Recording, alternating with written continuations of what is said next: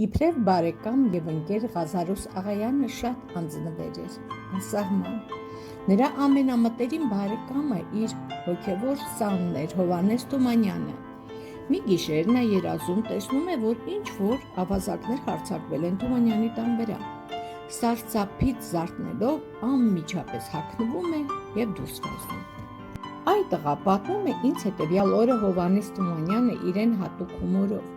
Գիշերվա 3-ին մի ձայն արթնացրեց ինձ։ Ականջ եմ դնում, Ղազարոսն է։ Հովհաննես, գոռում է նա մեր գավթից։ Ես երկրորդ հարկում եմ ապրում։ Լուսամուտս բաց եմ անում, նայում եմ վար։ Ինչ կա, այ մարդ, ինչ է պատահել, հարցնում եմ, կարծելով, որ փորձանք է եկել գլխին։ Այ տղա, Հովհաննես, տանն ես։ Հա, տեսնում ես, որ տանն եմ։ Այ տղա, կենդանի ես։ Հա, ինչ կա։ Այ տղա, առողջ ես։ Հա, ինչ ես ուզում։ Ոչինչ, պառկի ու քնի, բարի գիշեր, ասաց ու գնաց։ Պառկեցի քնել ու քունս չտարա։ Առավոտյան կանուխ վազեցի մոտը,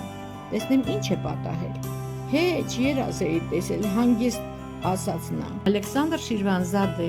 կյանքի բովից։